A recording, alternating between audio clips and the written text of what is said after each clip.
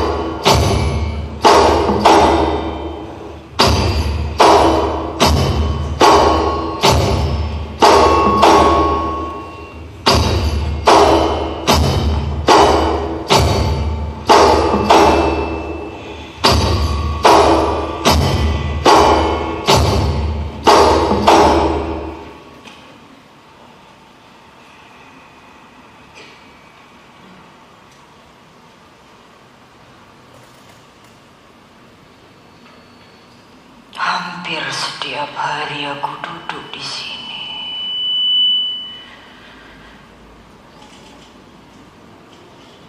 Bukan kesepian yang membuatku merasa pedih, namun perasaan terasing, jauh dari tanah kelahiranku. Meskipun aku buta, tapi aku tahu langit di luar jendela itu bukanlah langit yang selalu kurindukan.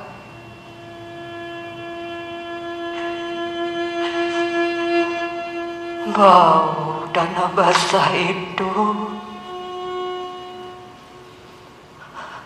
bau udara pagi itu,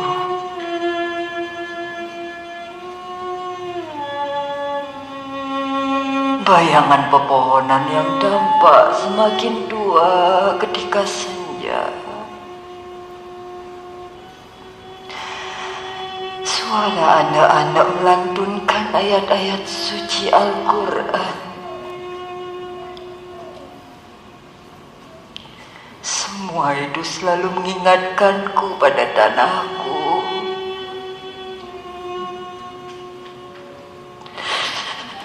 Nanggroh, nanggroh, nanggroh.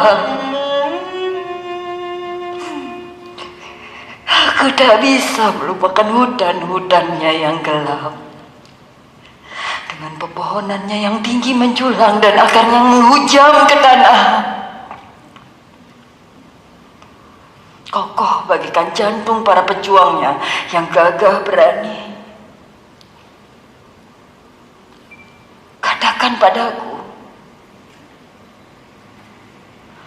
bisakah kita dipisahkan dari tanah tumpah darah yang kita cintai? Orang bisa saja dipisahkan dari apapun, tetapi tidak akan pernah bisa dipisahkan dari tanah tumpah darah yang dicintainya.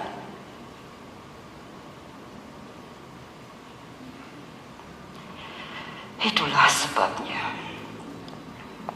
mempertaruhkan nyawa demi tanah yang dicintai adalah ibadah. Setelah perjuangan panjang yang berujung hianat itu, KP Paleh itu tahu bahwa dengan memisahkanku dari tanahku itu sama saja dengan mencabutku dari akarnya. dengan menjauhkanku dari Nanggronyo adalah lebih menyakitkan daripada menghujamku dengan ratusan peluru. Oh, betapa bahagianya jika aku dibiarkan mati di tanahku sendiri. Betapa setiap ku sebut namamu, engkau selalu berdenyut di dalam jantungku. Nanggro, Nanggro, Nanggro.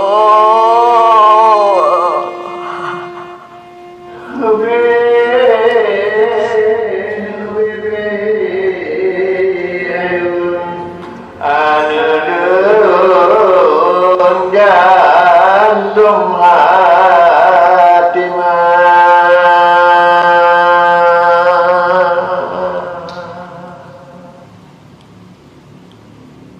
Aku teringat saat-saat menimang kedua anakku dulu, Ibrahim dan Cut Gambang. Seorang ibu yang membesarkan anaknya dalam keadaan perang adalah benteng yang paling kokoh. Tak akan kubiarkan mereka tumbuh sedikit pun dalam rasa takut. Maka dalam setiap timang dan pelukku, selalu kubisikkan kepada mereka sebuah hikayat. Hikayat tentang Mahudun Sati yang sejati.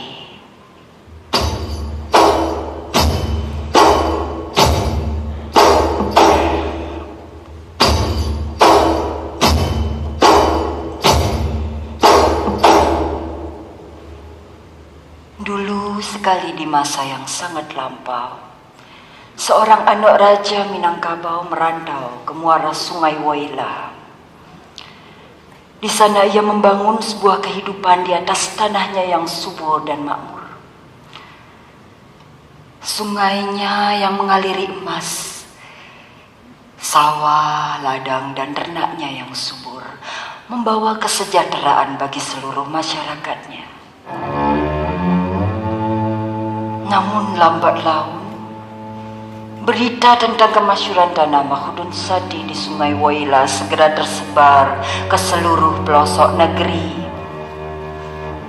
Berduyun-duyun orang berdatangan ke sana untuk ikut bercocok tanam dan mencari emas.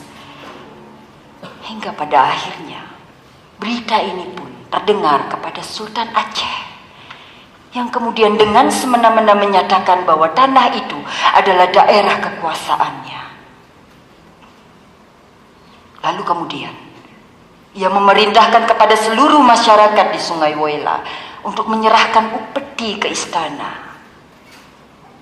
Tentu saja Mahudun Sati dan pengikutnya melawan kesewenang-wenangan itu.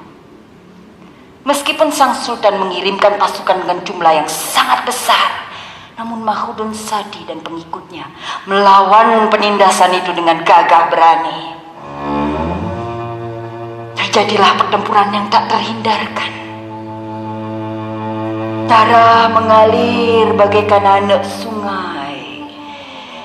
Mayat-mayat bergelimpangan di seluruh pelosok-pelosok kampung. Tak ada satupun yang tersisa kecuali Mahudun Sati. Namun karena jumlah pasukan yang begitu besar memaksa tubuhnya payah.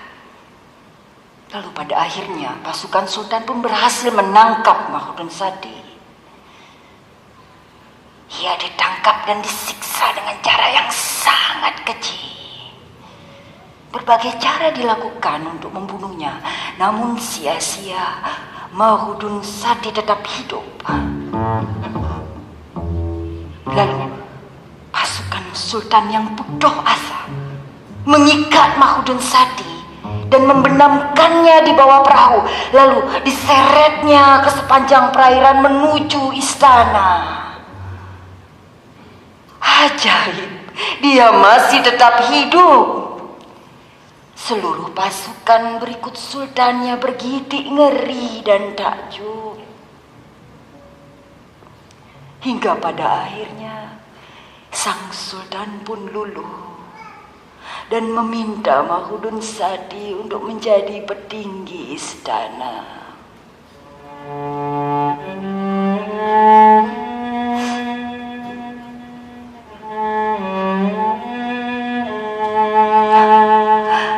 Meskipun kini aku jauh dari anakku, aku tahu kalian dimanapun berada adalah manusia-manusia yang tak kenal tunduk meskipun nyawa menggantung di ujung kepala. Aku yakin dengan gagah berani kalian akan membela Nanggrojo. Sebab di dalam darah kalian mengalir darahku. Dan di dalam darahku mengalir darah manusia Minangkabau yang tak kenal takut.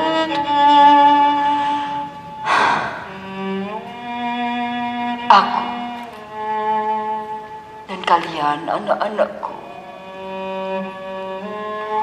adalah keturunan Mahmudun Sadi yang sejati.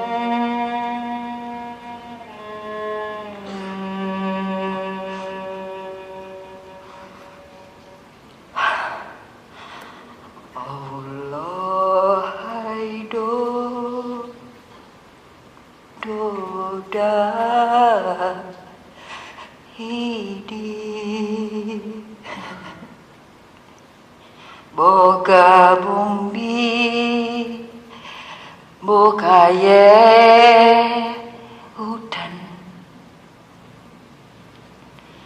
raya sinya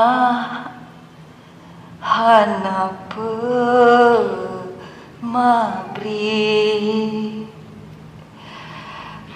ayap ngon keji urang donyakan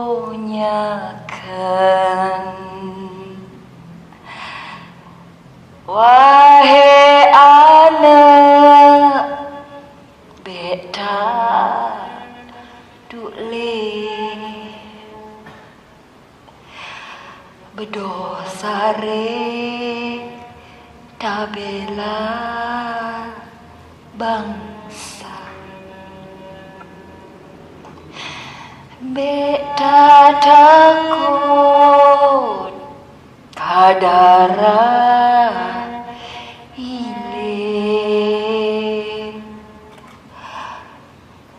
ada mate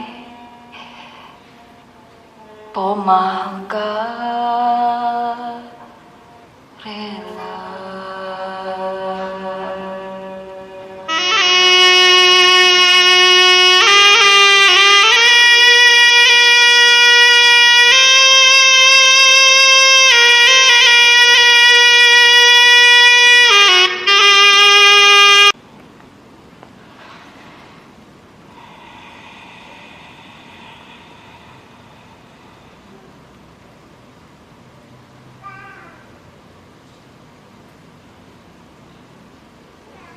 Ayahku menikahkanku saat aku berusia 12 tahun.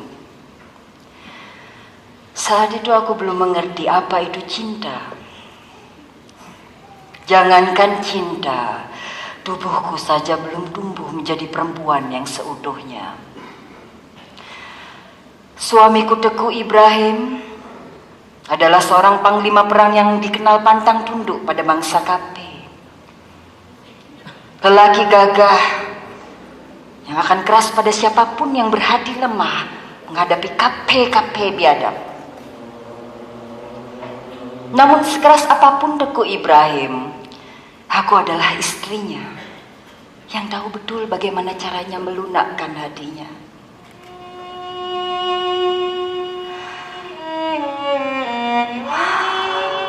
Aku tidak pernah bosan mendengarkan kisah-kisahnya. Aku tidak hanya terbuai saat mendengarkan suaranya yang merdu ketika ia mengaji. Namun setiap kali mendengarkannya berkisah, seperti merasakan sendiri peristiwa-peristiwa yang diceritakannya. Ya, dari kisah-kisah teladannya itulah, maka tumbuh kesadaranku bahwa di dalam hidup kita harus membela kebenaran.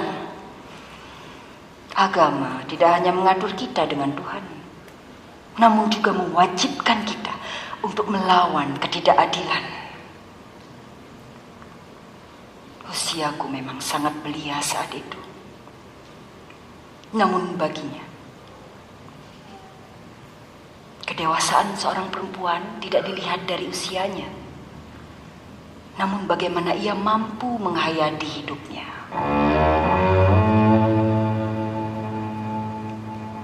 Malam itu aku mendengarkan kisah-kisah Ibrahim.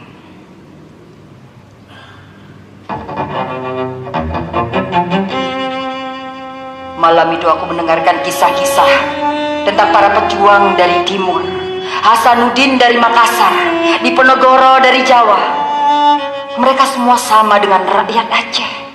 Mereka mengangkat senjata sampai titik darah penghabisan. Hampir seluruh rakyat Aceh bertekad untuk mengusir KP dari bumi Nanggroa, kecuali seorang pengecut bernama Tekun Neh. Mendengar nama itu saja tak sudi aku membicarakannya.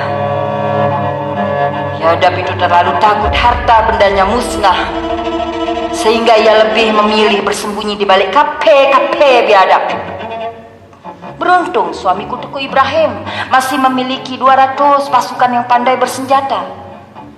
Belum lagi Raja Pidi, ia mengirimkan sekitar 1.500 pasukan untuk membantu Ibrahim. Kalian tahu bukan orang-orang Pidi itu? Mereka adalah manusia-manusia yang tak kenal takut. Mereka bahkan bisa menjadi barisan penggempur, meskipun hanya dengan bersenjata kelewang. Malam itu juga berangkatlah Ibrahim beserta ribuan pasukannya untuk membantu kami dalam menjaga desa-desa kami. Angkasa bergetar oleh suara meriam yang menggelegar. Pertempuran sengit itu terjadi selama hari demi hari, namun tak sedikit pun menyurutkan semangat kami. Hingga sampai pada hari kelima, ya, aku ingat betul hari itu, sekitar 17 kapal serdadu didatangkan dari Ambon, Minahasa, dan Jawa. Mereka menurunkan layarnya untuk membantu pasukan KP dalam menyerang kami. Pasukan kami tidak mengenal takut sedikit pun. Namun karena jumlah pasukan yang begitu besar, memaksa kami mundur ke pedalaman.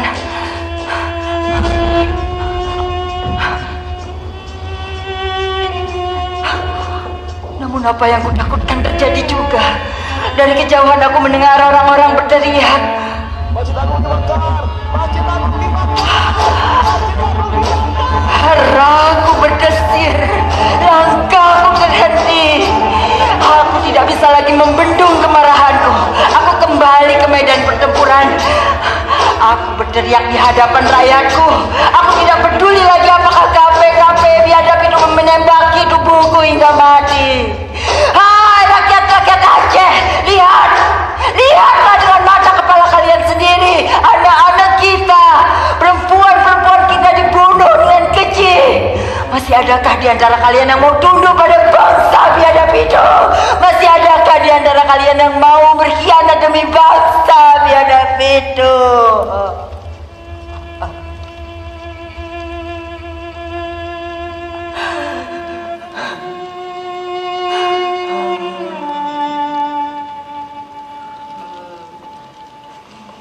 Betapa menyakitkan melihat rakyatku diinjak-injak. Masjid kami, desa kami habis dimakan api.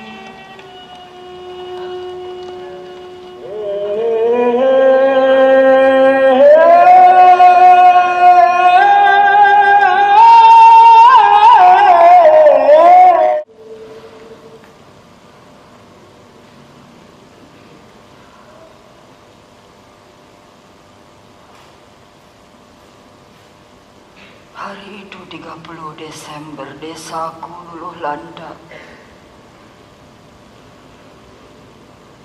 Mayat-mayat berkelimpangan bersama dengan desaku yang rata dengan tanah. Keesokan paginya, anak-anak dan perempuan-perempuan yang selamat bersiap untuk mengungsi. Sementara para lelaki mereka bersiap kembali ke medan pertempuran. Pagi itu Ibrahim sudah sejak subuh siap berkemas. Ada perasaan ganjil saat ia berkata,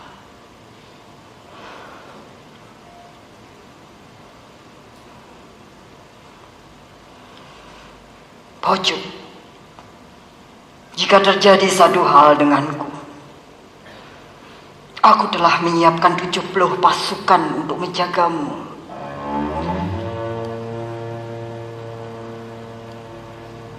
Sudah puluhan kali aku melepas Ibrahim ke medan perang, namun baru kali ini aku merasa cemas. Aku hanya bisa duduk di ujung dipan memandanginya. Tak tahukah engkau, Cutbang, hatiku kalut.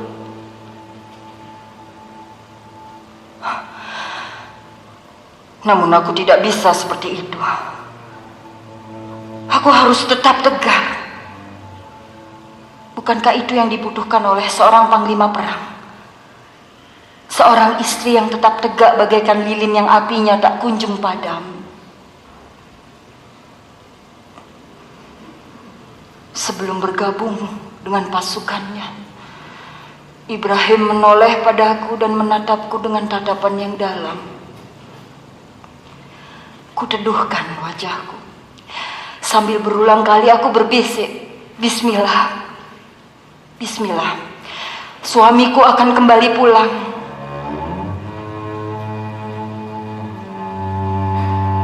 Langit tampak kelabu saat itu. Seekor burung terbang bergegas dengan mengepakkan sayapnya yang cemas.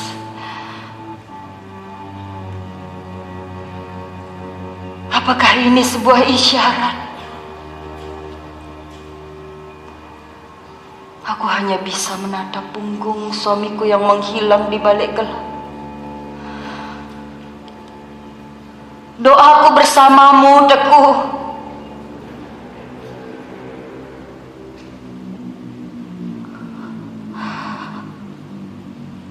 Firasat seorang perempuan melekat erat pada kekasihnya.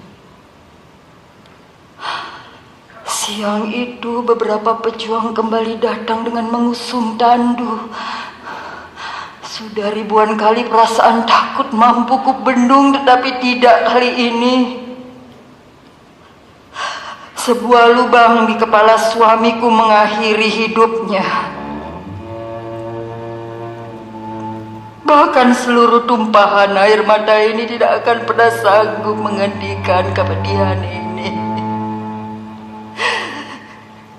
Aku bersumpah kematianmu tidak akan menghentikan semangat juangmu.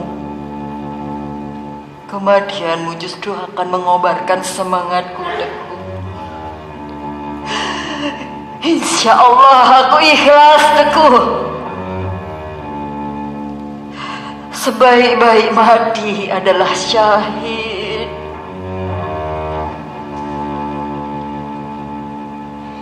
Ya Allah, ya Allah, ya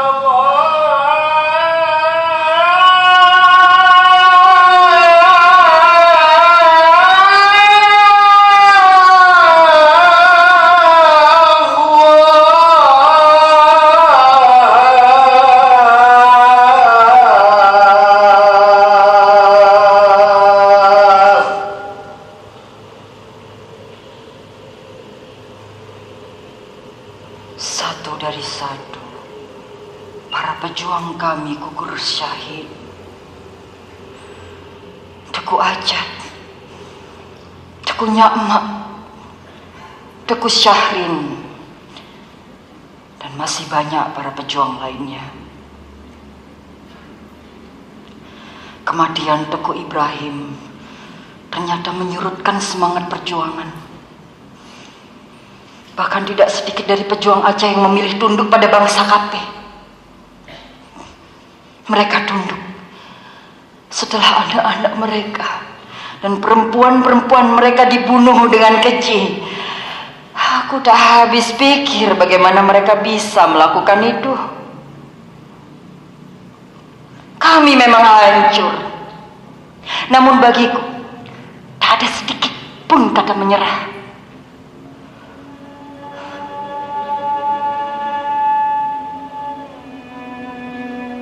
Di tengah kehancuran itu, aku melihat seorang lelaki yang tegak berdiri menentang KP tanpa rasa takut. Seorang petualang yang tak dapat dikekang namun cerdas dan bijaksana. Ia adalah Teguh Umar.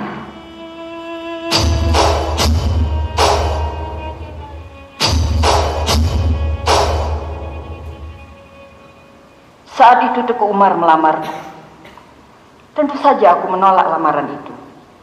Namun karena ia meyakinkanku akan meneruskan perjuangan Teguh Ibrahim bersamaku, maka terjadilah pernikahan antara aku dan Umar atas restu ayahku Nantasetia.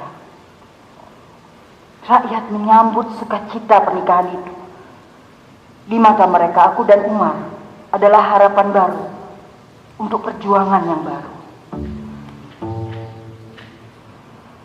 Saat itu situasi Aceh sudah dikuasai oleh bangsa KP. Mereka bahkan mendirikan benteng yang memagari seluruh kota raja. Mereka mendirikan rumah sakit, rel-rel kereta, dan sekolah-sekolah. Kehidupan yang diatur oleh bangsa KP itu berangsur ramai. Namun bagiku, mereka tetaplah rakyat yang terjajah. Hari demi hari berjalan begitu lambat. Hingga sampai pada hari yang dinanti. Hari itu, saat matahari belum terbit sepenuhnya, aku, Umar, dan kawan-kawan perjuangan kembali bergabung dengan seluruh pejuang Aceh.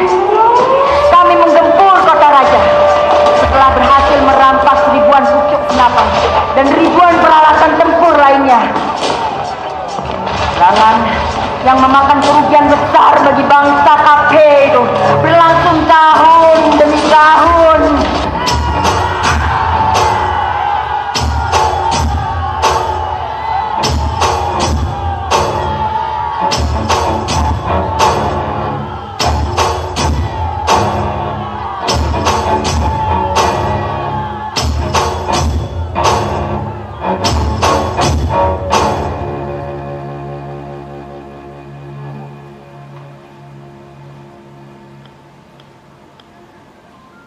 Hingga sampai pada suatu malam,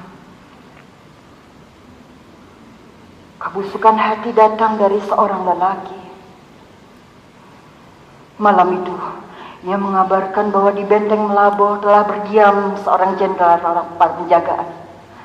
Tanpa kutaruh curiga, aku menyiapkan senjata untuk Umar, Panglaut dan kawan-kawan. Dan malam itu juga, berangkatlah mereka semua menuju pusat Melaboh.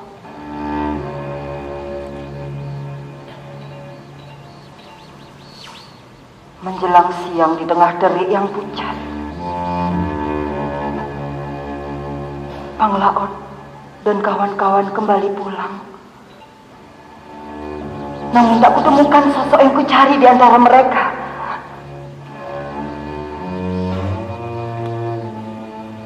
Panglaut tertunduk seolah menghindari tatapanku.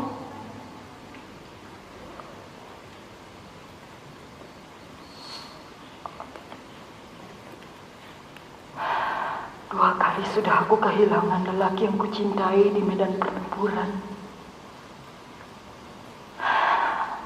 Dua kali sudah lelakiku mati syahid. Umar,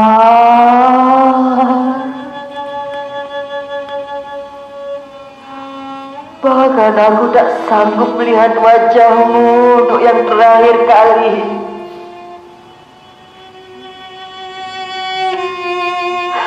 Allah bersamamu, Umar. Teguh Umar Said,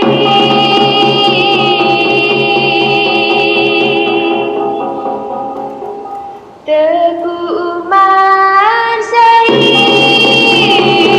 ganteng Junadi.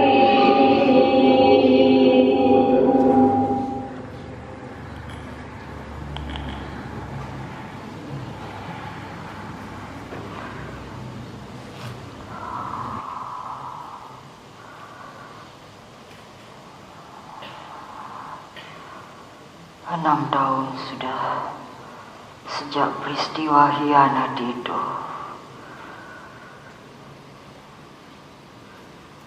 Pada akhirnya, waktu jugalah yang mengambil satu persatu yang ada pada tubuhku. Jalanku kian melamban. Mataku bahkan nyaris tak mampu lagi melihat.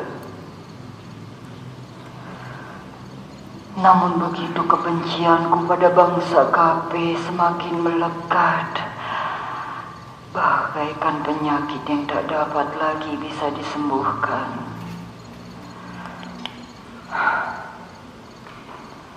Aku tinggal di hutan liar yang ku kenal betul setiap jengkalnya. Bisa kurasakan dengan jelas bunyi degup jantung KP yang berdetak kencang sebelum terhunus rencongku.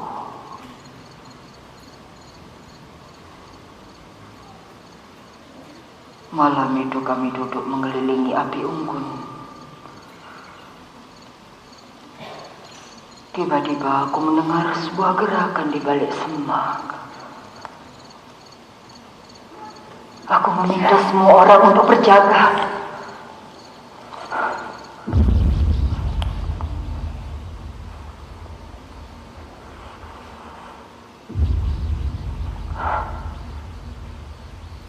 Namun, seketika semuanya begitu hening. Semuanya begitu gelap. Aku tidak bisa melihat apapun. Bang Laut. Bang Laut. Bang Laut. Bang Laut.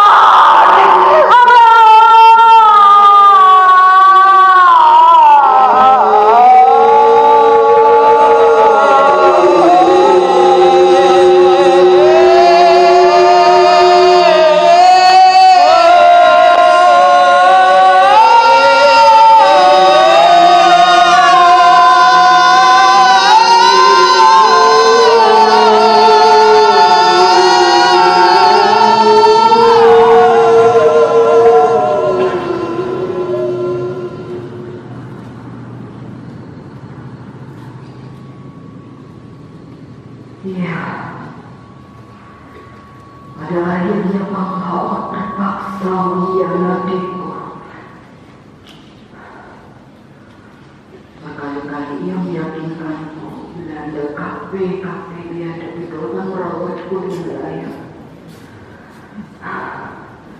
Namun apalah hati hidup. Mati melawan jauh lebih terhormat daripada mati dengan pengasingan.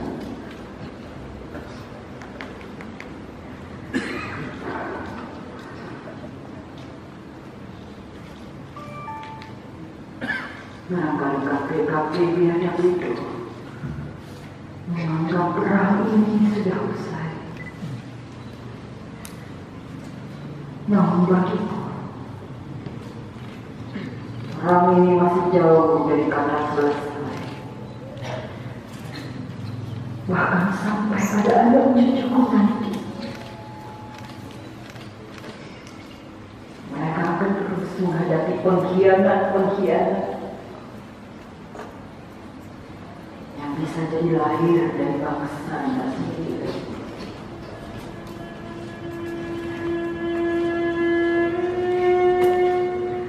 Aku perempuan yang akan terus merdeka, tak akan pernah tunduk pada siapapun